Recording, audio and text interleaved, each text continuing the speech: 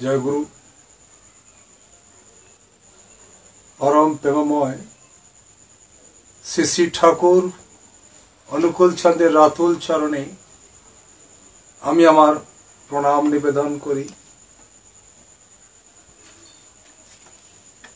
आजकेर এই पवित्र मातृ दिवसे विश्व मातृत्व दिवसे এই 10ই মে আমরা যে বিষয়টিকে নিয়ে আলোচনা করব সেটি হচ্ছে আন্তর্জাতিক মাতৃ দিবসে আমরা মায়ের যে ছবি দেখতে অভ্যস্ত। শ্রী শ্রী ঠাকুর অনুকূল চন্দ্র আমার গুরু, তার दिव्य जीवन और बाणी दिए प्रत्येकटी मुहूर्ते तिनी मायेदेर प्रति एक दारुण तार आक्षेप छिलो जे ना जागिले भारत लालना ए भारत बुझी जागे ना जागे। ताई मातृजाति यदि ठीक ठीक तादेर मर्यादाटाके रक्षा करते ना पारे ताहले देशेर जीवन व्यर्थ हो जाबे। लक्ष्य चेष्टा करेও देश के बोधाय बाँचानो सम्भव हबे ना यदि मायेरा दायित्व ना नेয়। ताई पुरुषोत्तम श्री श्री ठाकुर अनुकूल चंद्र की अपूर्व करे बोलছেন जे आगे किन्तु जन तारपर जाति और तारपर समाज तारपर राष्ट्र এই সব বিষয়টিকেই কিন্তু নির্ভর করছে মা। মায়ের পেটেই কিন্তু জাতি জন্মে, মায়ের পেটেই কিন্তু একটা জন জন্মগ্রহণ করে, আর সেই জন থেকে জনগণ, জনগণ থেকে জাতি, জাতি থেকে সমাজ, রাষ্ট্র, দেশ, সারা বিশ্ব। আর এই পৃথিবীটা মানুষ দিয়ে গড়া, মাটি দিয়ে নয়। তাই মানুষ দিয়ে যখন দেশটি গড়া তখন মানুষ জন্মাবে কোথায়? মায়ের পেটে।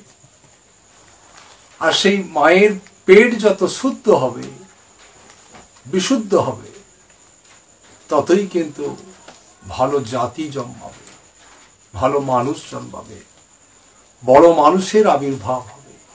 আর বড় মানুষ যদি না জন্মায় তাহলে এই দেশকে, জাতিকে, সমাজকে, সারা পৃথিবীকে পথ দেখাবে কে? মানুষ। কিছু গরু, ভেড়া, ছাগল কিন্তু মানুষই কিন্তু এই দেশকে পথ দেখাবে, এই পৃথিবীকে পথ দেখাবে। নতুন দিক দিগন্ত উদ্ভাসিত হবে কিন্তু মানুষের কাছ থেকে। আর সেই মানুষ যখন মায়ের পেটে জন্মায়, শ্রী শ্রী ঠাকুর অনুকূল চন্দ্র তিনি বললেন, পুরুষ নষ্টে যায় না রে জাত, নারী নষ্টে জাত উপকার।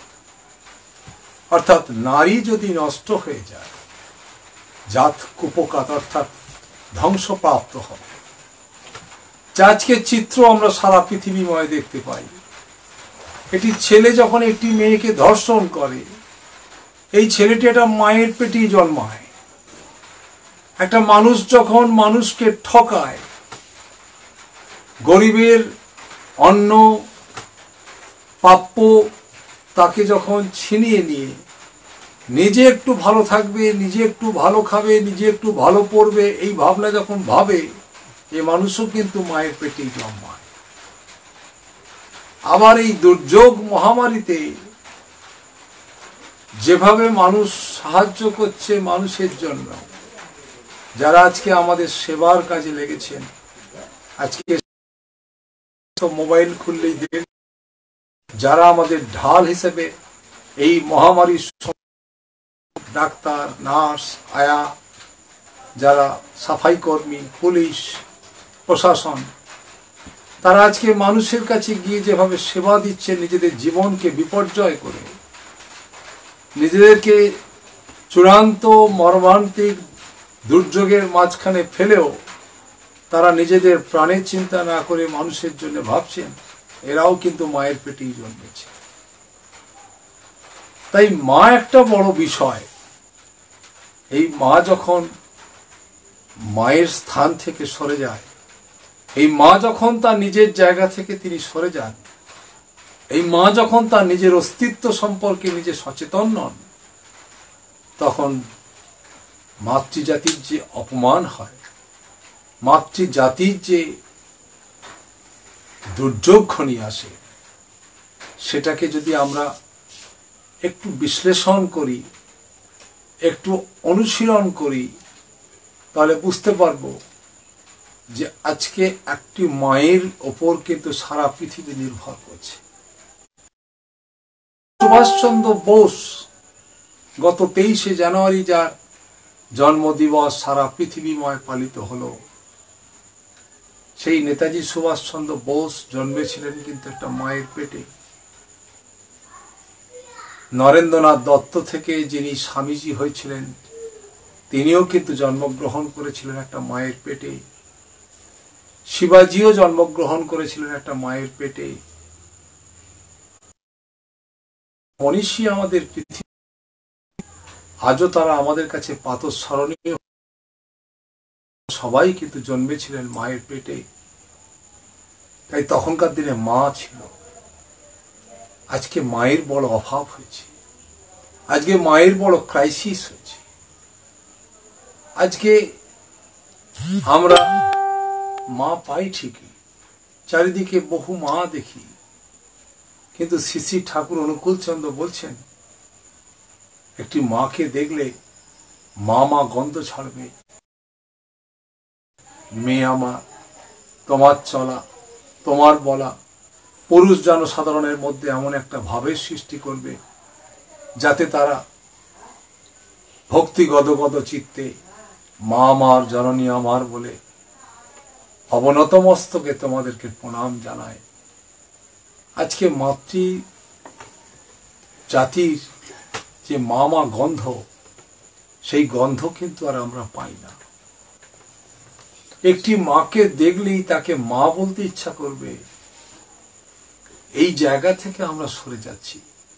মা তার পোশাকে, মা তার ব্যবহারে। শ্রী শ্রী ঠাকুর অনুকূলচন্দ্র বলছেন, কেশ বেশ বোধ ব্যবহার এই চার নারীর অলংকার। তাই কেশ বেশ বোধ ব্যবহার এই চারটি যদি নারীর অলংকার হয়, আজকে এই বেশ ভেবে দেখবেন, কেশ দেখবেন কোথায়। আজকে মায়েরা বেড়া ছেলেদের মতন চুল কেটেছেন, আজকে মায়েরা তারা পুরুষের পোশাক পরেছেন। শ্রী শ্রী ঠাকুর অনুকূলচন্দ্র বলছেন, পুরুষ পাবে নারীর চলা নারী পুরুষের মতন, পাগলা কথার ফগলা মানে দুয়ের ইয়েতে মরণ। তাই আজকে পুরুষ জাতি প্রায় মৃতপ্রায় হয়ে আছে বলতে পারেন। নারী জাতীয় মেরে ফেলার জন্য উঠে পড়ে লেগেছেন বলে আমার মনে হয়। তাই মায়েদের যে দায়িত্ব কত বেশি, মায়েদের দায়িত্ব এবং কর্তব্য যে কত বেশি, তারা যদি একবার তা বুঝতে পারতেন, তাদের জীবনটা যে হেলাফেলা নয়, তাদের ব্যক্তিত্ব জীবনটা যখন যত গাঢ়ত্ব হবে, ততই কিন্তু একটা মানুষের জীবন কিন্তু এমন ব্যক্তিত্বপূর্ণ হয়ে উঠবে। আমরা নেতাজি সুভাষচন্দ্র বোসের মায়ের জীবনী জানি যে সে মায়ের কি ব্যক্তিত্ব। ব্রিটিশ গভর্নমেন্ট বাড়ি ঘেরে ফেলেছেন সুভাষকে খোঁজবার জন্য।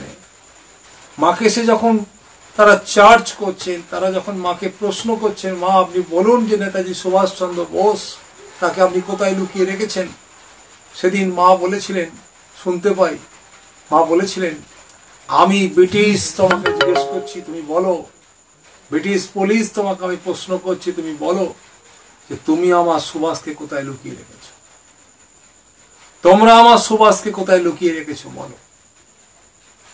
এই মায়ের ব্যক্তিত্ব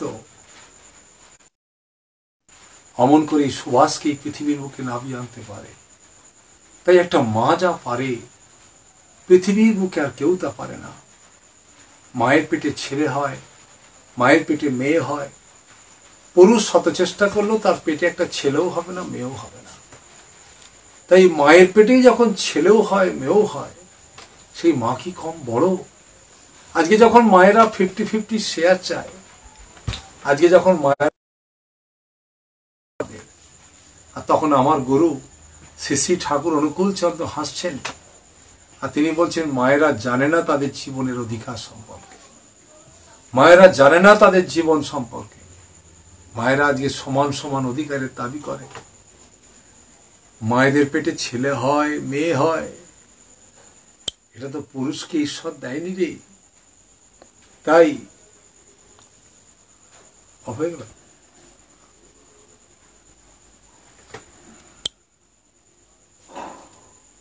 মায়া জাতি কিন্তু আজকে সারা দুনিয়াকে পথ দেখাবে। একটি মা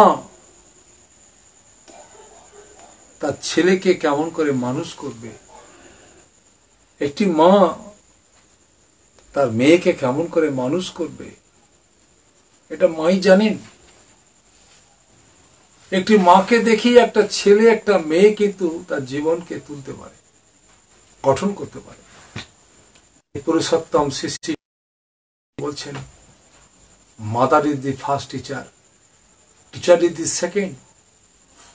তা মা হচ্ছেন আমাদের জীবনের প্রথম শিক্ষক। তিনি কিন্তু আমাকে শিখিয়ে দেবেন। তাই মাতৃ স্নেহ, মাতৃ মমতাই একটা মানুষের জীবনকে গঠন করে দেয়। তাই মাতৃ প্রেম একটা মানুষের জীবনকে গঠন করে দেয়। শ্রী শ্রী ঠাকুর অনুকূল চন্দ্র বলছেন,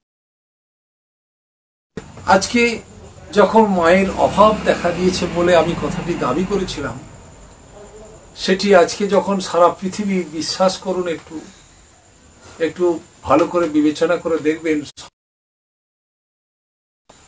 যে মায়েরা আজকে তাদের সমান সমান অধিকার চেয়েছেন, সব সংরক্ষণ চেয়েছেন, তাদের জন্য সংরক্ষণও হচ্ছে। কিন্তু মা, একটা মায়ের পেটে একটা সুভাষ জন্মে যখন সারা পৃথিবীকে বিশ্ব বন্দিত হতে পারে, একটা মায়ের পেটে ছেলে নরেন্দ্রনাথ দত্ত যেদিন তিনি আমেরিকা থেকে ফিরলেন, বাংলাবাসী তাকে সম্বর্ধনা দিতে গিয়েছেন। সবাই যখন তাকে সম্বর্ধনা দিতে গিয়েছেন, সেদিন তিনি বলেছিলেন, আজকে আপনারা কেন এসেছেন? না, আপনাকে সম্বর্ধনা দেবার জন্য এসেছি। সেদিন তিনি বলেছিলেন, আমার মা ভুবনেশ্বরী দেবী, আজকে তিনি যদি আমাকে পেটে না ধরতেন, আমি নরেন থেকে যা কিছু প্রাপ্য সব কিন্তু আমার মায়ের পাওনা।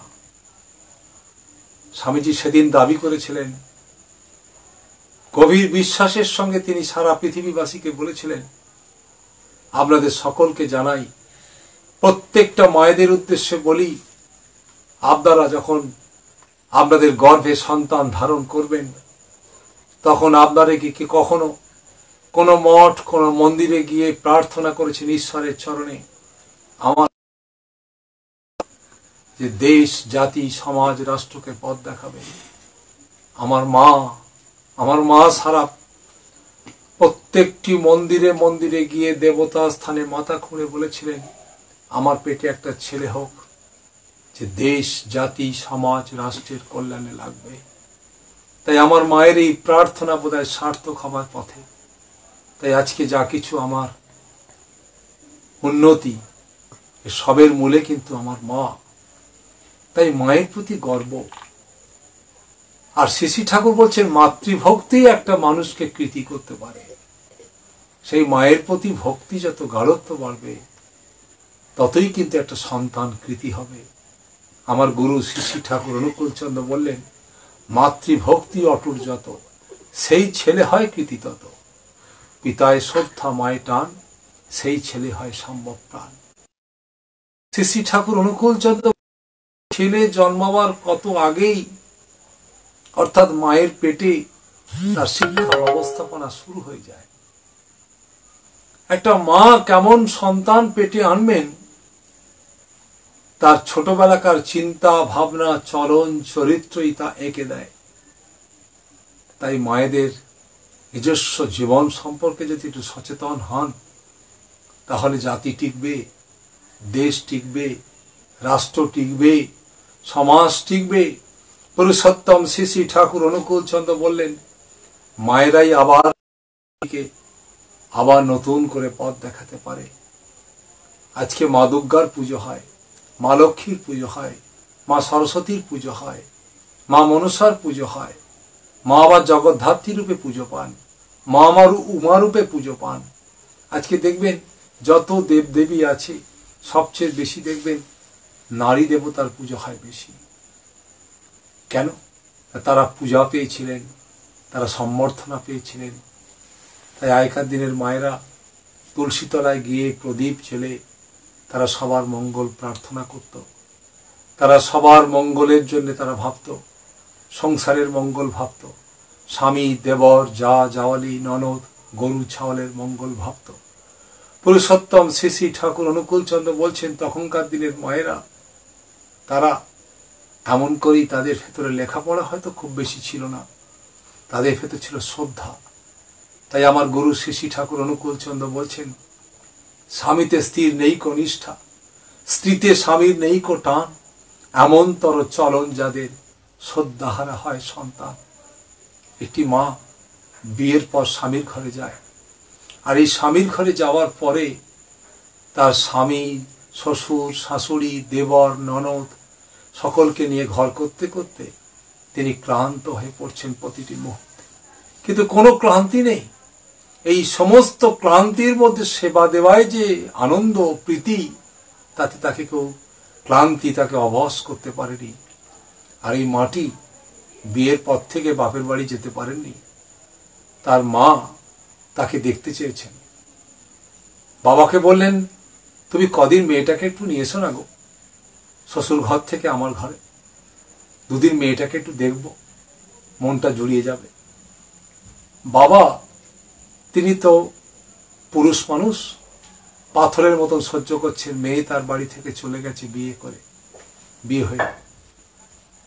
তবুও সেই বাবা পাথরের মতন বুক চেপে রাখেও তিনি তার সহধর্মিণীর কথা অনুযায়ী গেলেন মেয়ের শ্বশুর বাড়িতে। সেখানে মেয়ের শ্বশুরকে তিনি আবদার করছেন, দাবি করছেন, দাদা দুদিন যদি মেয়েটাকে একটু আমাকে সঙ্গে ছেড়ে দেন, তাহলে ওর মাকে একটু দেখতে পারে। মেয়ের শ্বশুরমশাই বৌমাকে ডেকে বলছেন, মা তোমার বাবা এসেছেন তোমাকে নিয়ে যেতে, তুমি যাও মা, ঘুরে এসো।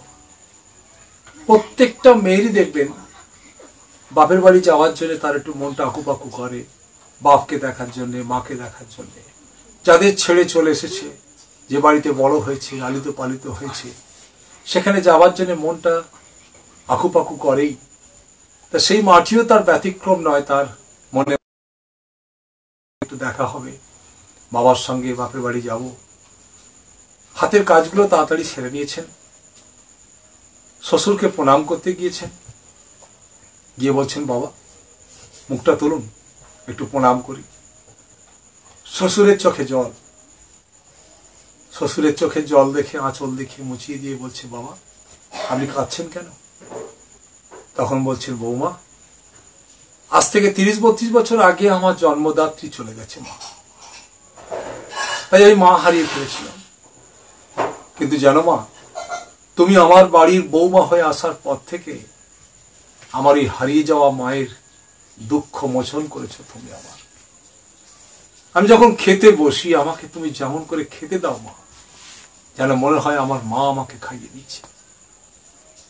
আমি যখন রাত্রে শুতে যাই তখন তুমি আমাকে যে যত্ন করে শোবার ব্যবস্থা করে দাও, যেন মনে হয় আমার মা এসে আমার বিছনাটা পরিপাটি করে গুছিয়ে দিচ্ছে।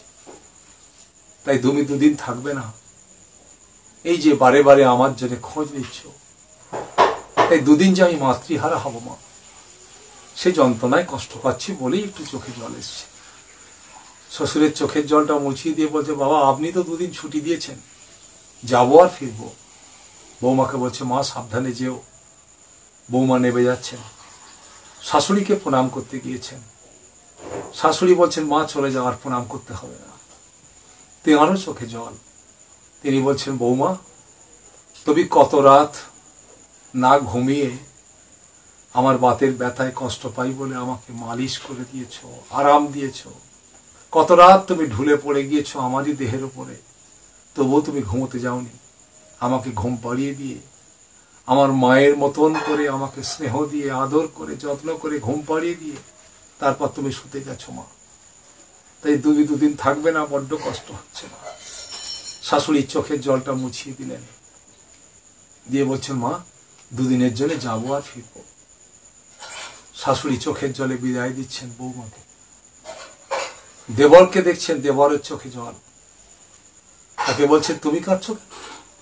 না বৌদি, কলেজে পড়েছি, বন্ধুদের সঙ্গে মিশেছি, অনেক কিছু করেছি, কিন্তু তোমার মতন ভালো বন্ধু খুঁজে পাইনি। তুমি দুদিন থাকবে না, আমি বন্ধু হারাবো। ননদ কাঁদছে, তুমি কাঁদছো কেন? না মনের কথা বলবার যে দুটো লোক তুমি আর আমি, সেই মনের কথা বলবো কেন? তুমি দুদিন থাকবে না বৌদি, বড্ড কষ্ট হচ্ছে। বৌদিকে একটা প্রণাম করলেন। সেদিন বৌদি বুকে জড়িয়ে ধরলেন। ননদকে বলছেন, মা, বোন, আমি তো যাবো আর ফিরবো। দেখছেন নিচে নেবে তার বাড়ির গরুটা। তাকে বলছেন, কালী, মাকে বিরক্ত করবি না, বাবাকে বিরক্ত করবি না। বাবা যখন জল দেবে খেয়ে নিবি। গলায় আদর করছেন। গরুটার চোখেও জল, একটা জানোয়ারের চোখেও জল আসে। সে যেন তার চোখের জল দিয়ে বলছে, মা, তুমি চলে যাবে, কে আমার গলায় হাত বুলিয়ে দেবে? কে আমাকে অমন করেই জল দেবে? কে আমাকে এসে বলবে, কালী শুয়েছিস? যখন সন্ধেবেলায় মশায় কামড়াবে, তখন কে এসে ধোঁয়া দিয়ে মশা আমার তাড়িয়ে দেবে?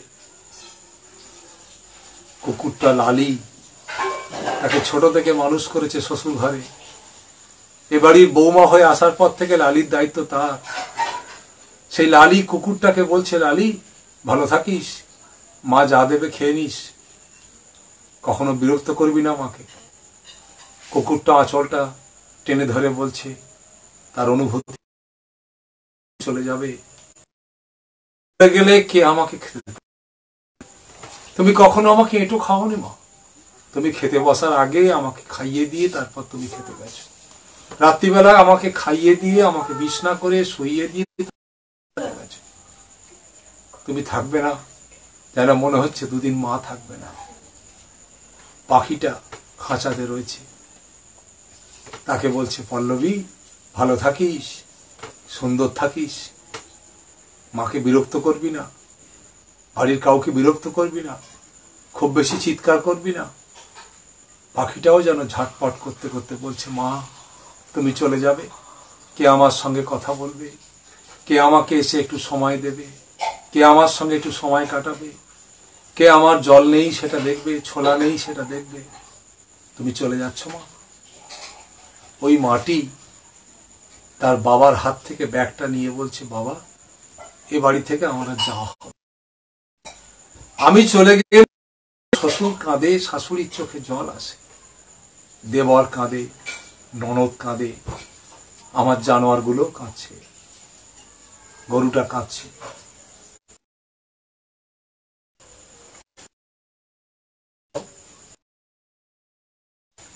তুমি একদিন মাকে নিয়ে স্বামীদেব, দূর থেকে স্বামী দেবতা দেখছেন যে তার সহধর্মিনী এই বাড়ির সকলের কেমন করে মন জয় করেছেন, সকলের মনটাকে তিনি কেমন করে তার সেবা দিয়ে কেড়ে নিয়েছেন। শ্রী ঠাকুর বলছেন, তার দিব্য জীবনী লীলায় এমনতর মা যদি কোনো বাড়িতে, সে মাকে একটা প্রণাম করিস, আর জানিস ওই মায়ের পেটেই কিন্তু দেবতা জন্মাবে। তাই আজকে দেবতার বড় অভাব হয়েছে, দানবে ভরে গিয়েছে পৃথিবী, দিয়ে খুঁজতে হবে। দেবতায় ছড়াছড়ি সারা পৃথিবী, দানবে। আজকের এই পবিত্র মাতৃ দিবসে আমার গুরু শ্রী ঠাকুর অনুকূল চন্দ্র তার চোখে জল, যে আর নতুন করে অনুকূল চন্দ্রের আবির্ভাব, তিনি এসে বারবার বলছেন যে মাই কিন্তু একমাত্র পৃথিবীর নিয়ন্তা। তাই মাই একমাত্র পৃথিবীকে আবার নতুন পথ দেখাতে পারে। একটি মা তার সন্তানকে এবং তার জীবনকে যেমন করে বলি দেবেন, ঠিক তেমনতর করেই কিন্তু পৃথিবী তার পথ দেখবে। তাই এই মায়ের সঙ্গে লুকিয়ে রয়েছে কিন্তু দাম্পত্য জীবন। অর্থাৎ একটি মা একা তো আর জীবনযাপন করতে পারবেন না, তার জীবনে একটা অবলম্বন চাই।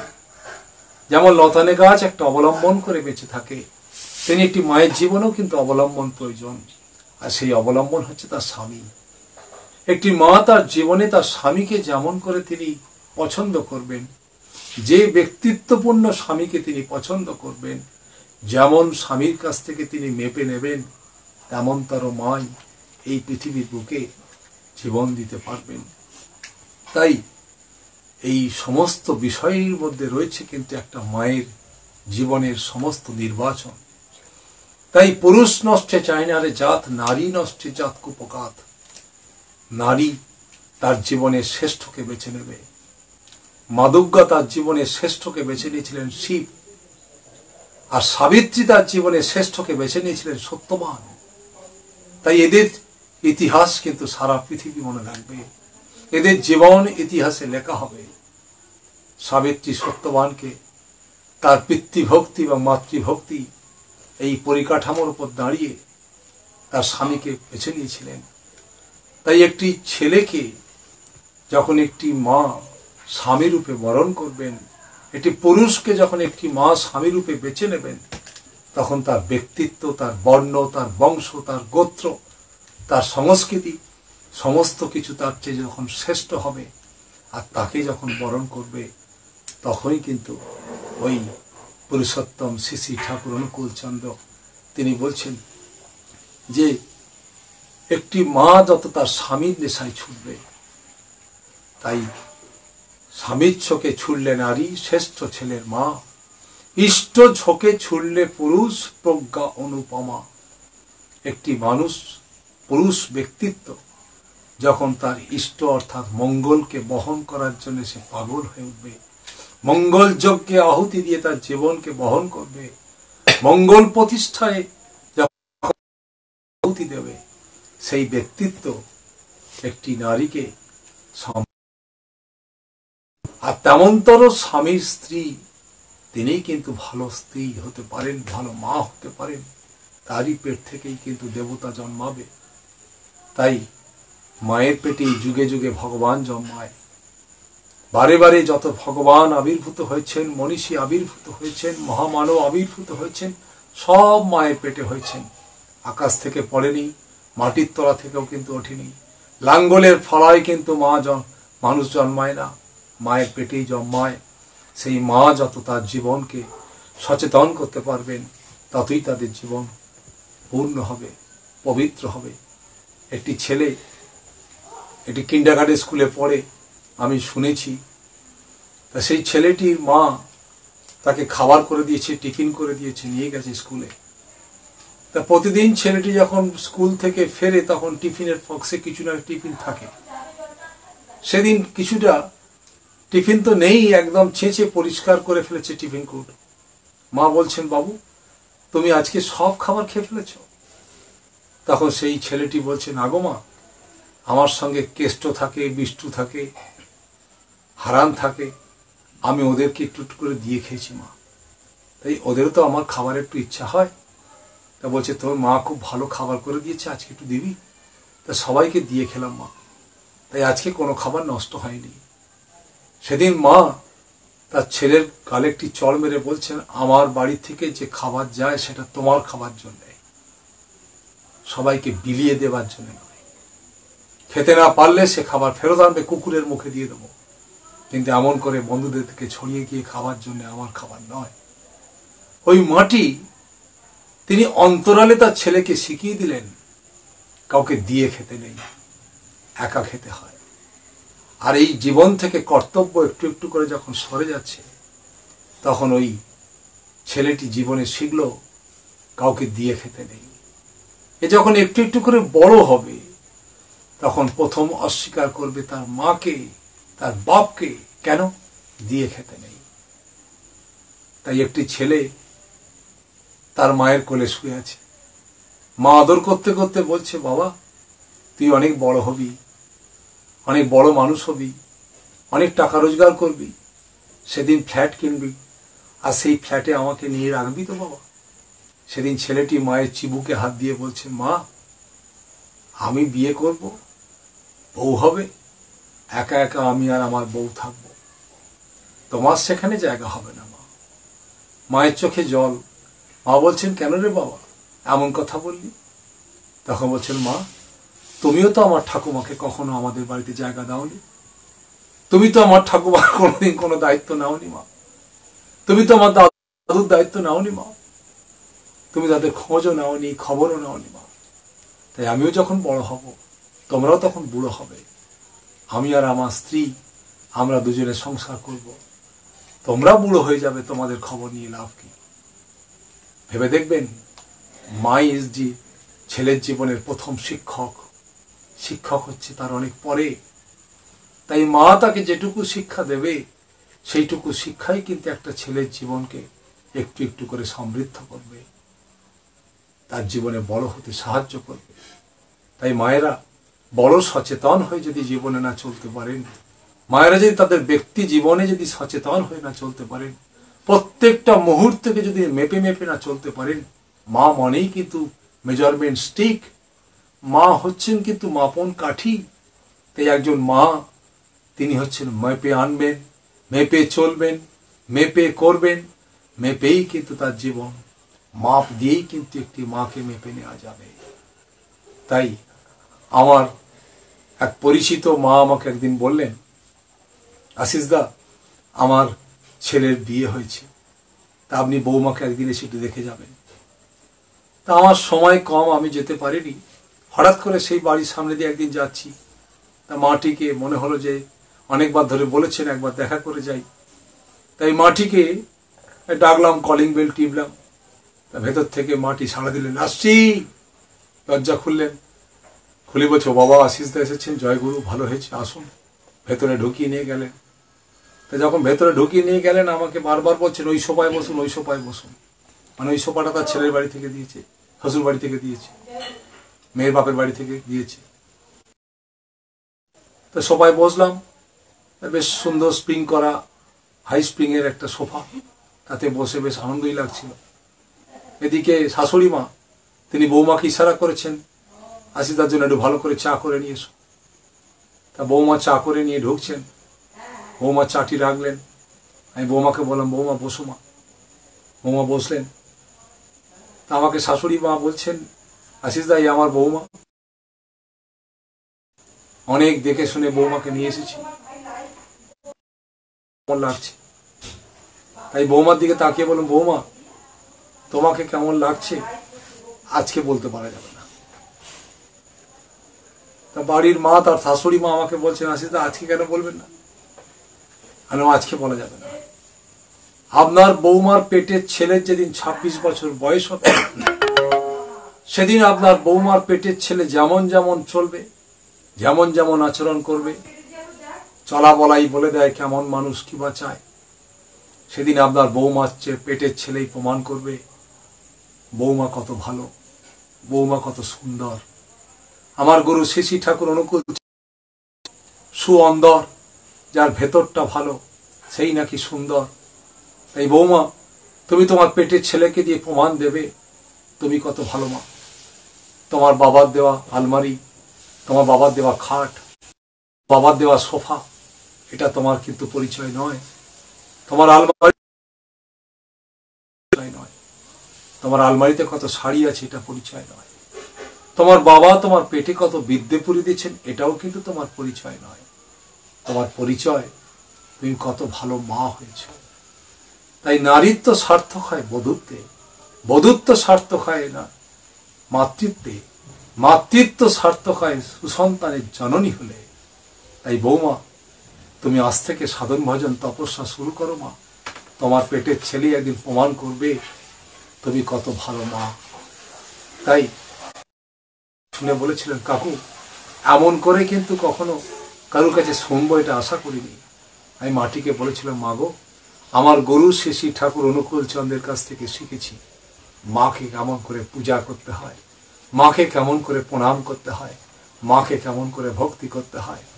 তাই তুমি আমার মায়ের বিভিন্ন রূপ, তুমি আমার মায়ের একটা অন্যতম রূপ। মা, তোমার পেটের একটা ছেলে দেশের ভবিষ্যৎ হবে, জাতির ভবিষ্যৎ হবে, আমার গুরুকে নিয়ে মানুষের দুয়ারে দুয়ারে পৌঁছে দেবে, এই প্রার্থনা আমার তোমার কাছে মা। তাই আজকের এই পবিত্র মাতৃ দিবসে আপনাদের সকলকে জানাই আমার আন্তরিক শ্রদ্ধা, ভক্তি এবং ভালোবাসা। আমার ভুল ত্রুটি মার্জনা করে আমার কথাগুলি যদি আপনাদের একটু ভালো লেগে থাকে, সেগুলিকে একটু যদি আপনারা আপনাদের জীবনে পালন করতে পারেন, আমার মনে হয় আবার অনেক মা খুঁজে পাবো, আবার মা দেখতে পাবো। আজকে যখন মা দেখার অভাব হয়েছে, আজকে যখন মায়েরা মায়ের সাজে আর সজ্জিত হতে চাইছেন না, একটি মায়ের সামনাসামনি গিয়ে দেখছি বারবার তার দিকে, মাটি ভাবছেন দেখবে বেটা ছেলে বাবার জন্মে মেয়ে ছেলে দেখুনি, কিন্তু আমি দেখছিলাম মাটির কপালে সিঁদুর আছে কিনা। যখন দেখলাম বাঁদিকের কোণে একটুখানি টুক করে লাগিয়ে রেখেছেন মা, আমার মাটিকে প্রশ্ন করতে ইচ্ছা হয়েছিল, মা তুমি কি প্রমাণ করতে চেয়েছ? তাই পুরুষোত্তম শ্রী শ্রী ঠাকুর একটা মায়ের জীবনে সাজ পোশাক সবকিছু কাকে দেখাবার? তার স্বামীকে দেখাবার জন্য। তাই মাগো, তুমি অ্যাডভার্টাইজড বস্তু নয়, তুমি কিন্তু তোমার জীবনে প্রমাণ দিবার বিষয় বস্তু। কি প্রমাণ দেবে? তোমার ছেলে, তোমার পেটের মেয়ে, তাদের সুসন্তানের জননী হয়ে তাদের পালন করে লালন করে সমাজের বুকে যখন প্রতিষ্ঠিত করবে মা, সেদিন তোমার মাতৃত্বের জাগরণ, সেদিন একটা মায়ের জীবনের সার্থকতা, সেদিন মায়ের বুকটা আনন্দে ভরে উঠবে, আমার পেটের ছেলে এত মহান হয়েছে। ভালো থাকবেন সবাই, মঙ্গল হোক সবার। পরম পিতা রাতুল চরণ বিশ্ববাসীর কল্যাণ কামনা করে প্রত্যেকটি মায়ের চরণে আমার প্রণাম নিবেদন করে আমি আমার কথা শেষ করছি। জয় গুরু, বন্দে পুরুষোত্তম।